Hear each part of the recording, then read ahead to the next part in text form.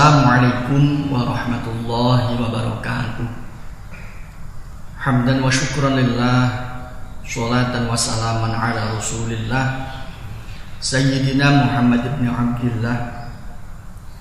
Ashhadu an la ilaha illallah wahdahu la syarikalah, wa ashhadu anna Muhammadan abduhu wa rasuluh la nabiyya ba'dah, amma ba'd.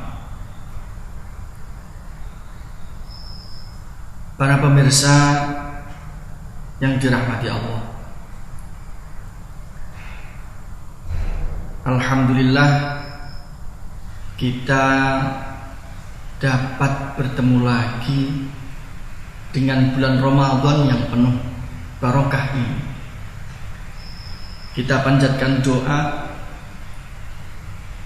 Allahumma hadza syahrul Ramadan wa la hadara fasallimhu lana wa sallimna lahu fi sururin minka wa afiyah.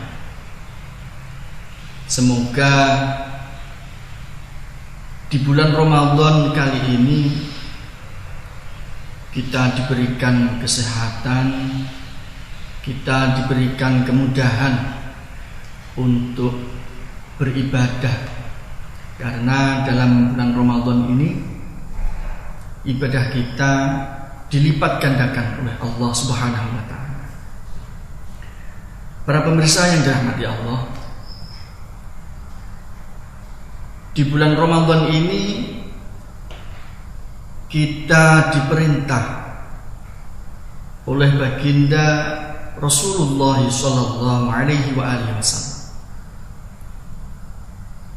man qama ramadhana imanan wa ihtisaban ghufira lahu ma taqaddama min dhanbi. Barang siapa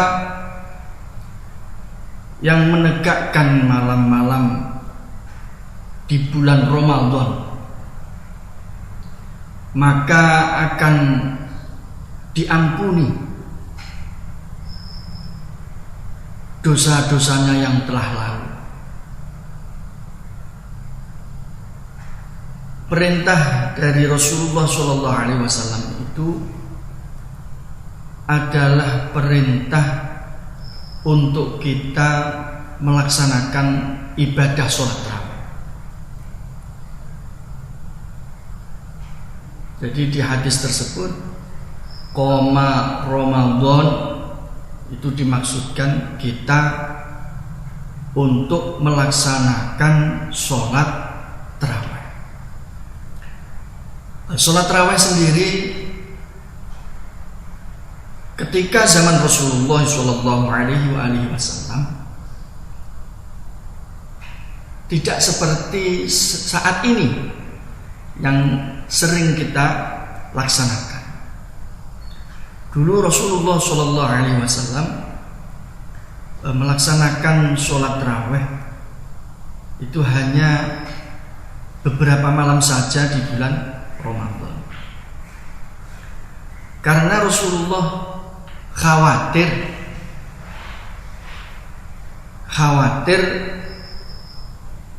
kepada para sahabat menganggap bahwa sholat tarawih itu adalah wajib apabila Rasulullah SAW melaksanakan tiap malam. Maka dari itu Rasulullah hanya melaksanakan sholat tarawih bersama-sama di masjid hanya beberapa malam saja, dan rakaatnya berbeda-beda. Nah, ketika masa Sayyidina Abu Bakar As-Siddiq radhiyallahu anhu, sholat tarawih ini masih dilaksanakan sendiri-sendiri. Ada yang bergerombol sendiri jamaah di pojok masjid, ada yang sholat sendiri di pinggir masjid. Jadi sholat tarawihnya belum bersama-sama seperti saat ini. Lalu ketika zaman Sayyidina Umar ibn al-Khattab, beliau memerintahkan agar para sahabat melaksanakan tarawih itu secara berjamaah. Dan ini para sahabat semuanya setuju. Para sahabat semuanya setuju. Dan rakaat tarawihnya adalah 20 rakaat. Siapa yang mengimami? Sahabat Umar bin Khattab menunjuk Ubay bin Ka'ab sebagai imam pertama kali sholat tarawih berjamaah di masjid. Jadi perlu kita ketahui bahwa sholat tarawih ini termasuk yang kita laksanakan saat ini termasuk bid'ah, karena tidak sama atau hal baru yang tidak diperintah oleh Rasulullah, seperti yang diucapkan oleh Sayyidina Umar bin Khattab bahwa tarawih ini adalah sebaik-baiknya bid'ah. Para pemirsa yang dirahmati Allah, ketika menjelang Ramadan, biasanya saya sering ditanya, "Oh Mas Kiai, kok jenengan itu angel dikon ngimami tarawih?" Kebetulan kula niku nek ngimami tarawih niku rada rasa-rasa. Kula jawab ngeten iki. Yo sing nek tarawih iku sing ngimami ben liyane wae, pengene aku makmum. Krana kuwatir sesuk nek dihisab, besok ketika dihisab itu ditanya oleh Allah, iku salat tarawih kok cepet men. Kula saged jawab, ana alesane. Kula niku makmuman manut imam, jadi aman. Nah, terus lho imamnya sapa? Imamnya fulan. Gusti Allah tanya, "Hei fulan, kok salat tarawihmu cepet banget ini?" Lho niki permintaan konsumen, Gusti. Ini permintaan konsumen. Kalau salat tarawih itu lama sekali, jamaahnya bubar. Dan ini realitanya. Di masjid kami biasanya begitu. Kalau imamnya sepuh, terus bacaannya panjang lama, jamaahnya hanya sedikit. Tapi ketika sholat tarawihnya itu, imamnya si A, biasanya cepat, jamaah itu biasanya membludak. Nah, dan ini bisa dijadikan kita sebagai umat Islam. Kita sebagai umat Islam harus tahu apa toh ini yang disenangi oleh masyarakat dalam beragama. Jangan sampai masjid musola itu menjadi problem, menjadi masalah kita sebagai masyarakat dalam beragama. Harusnya kita sebagai tokoh-tokoh agama di lingkungan kita masing-masing, kita menggerakkan bagaimana caranya agar warga itu senang, nyaman ketika berkumpul di musola, di masjid, beribadah itu ada rasa senang. Nah ini sebaiknya juga kita praktekkan bersama-sama. Nah, sekali lagi jangan sampai masjid, musola itu menjadi problem masyarakat dalam beragama. apalagi malah dijauhi. Sebisa mungkin masjid itu dijadikan sebagai pusat kegiatan seperti zaman Rasulullah Shallallahu Alaihi Wasallam. Para pemirsa yang dirahmati Allah, kembali lagi ke tarawih. Ketika sahabat Ubay bin Ka'ab mengimami jamaah sholat tarawih, itu kurang lebih 200 ayat yang dibaca. Jadi bisa kita bayangkan, ternyata lama sekali. Jadi itu beda tingkatan dengan kita. Kalau kita cukup kulhu itu sudah menjadi mendarah daging di jamaah.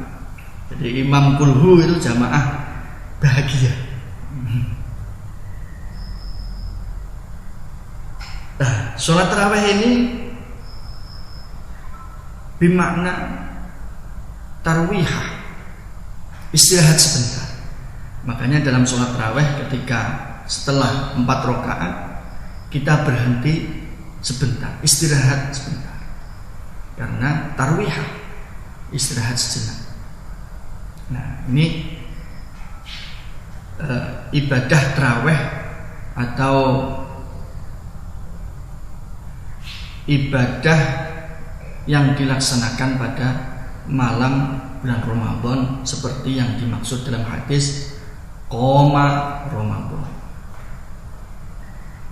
Jadi para pemirsa yang dirahmati Allah, marilah kita tetap melanjutkan atau meningkatkan ibadah-ibadah kita di malam bulan Ramadan, meskipun saat ini dalam kondisi pandemi COVID-19. Jadi SOP yang dianjurkan oleh pemerintah kita taati. Jadi oleh karena itu, meskipun dalam kondisi saat ini, kondisi pandemi COVID-19,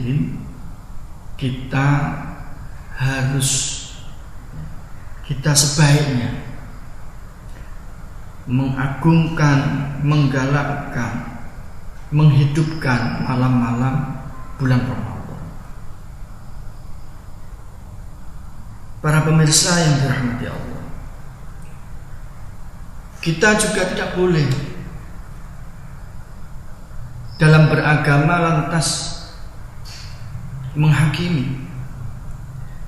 Ketika ada tetangga kita yang tidak melaksanakan sholat tarawih seumpama karena mereka sibuk mungkin jualan, mungkin juga menjadi satpam, atau mungkin ada kesibukan di rumah menjaga ibunya yang sedang sakit dan lain sebagainya. Kita tidak boleh lantas menghakimi mereka dengan mengatakan, iki bulan Ramadan kok ora do gelem ibadah. Ini salah besar. Mereka yang sedang berjualan, merawat ibunya, atau menjadi satpam, itu juga bagian dari perintah Nabi. Itu juga bagian dari sunnah Rasulullah SAW.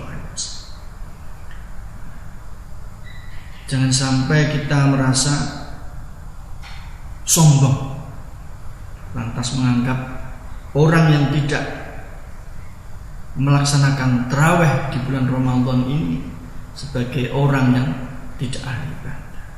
Na'udzubillah. Para pemirsa yang dirahmati Allah,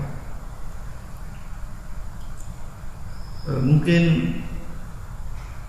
sedikit dari kami yang bisa disampaikan pada waktu ini. Semoga dengan adanya bulan Ramadan ini, dengan datangnya bulan Ramadan ini, kita dapat terhindar dan wabah corona ini segera hilang dari bumi pertiwi kita, dan kita dapat berkumpul lagi dengan saudara-saudara kita, teman-teman kita, tetangga kita di waktu Idul Fitri yang sebentar lagi akan datang. Wallahul muwaffiq ila aqwamit thoriq. Wassalamualaikum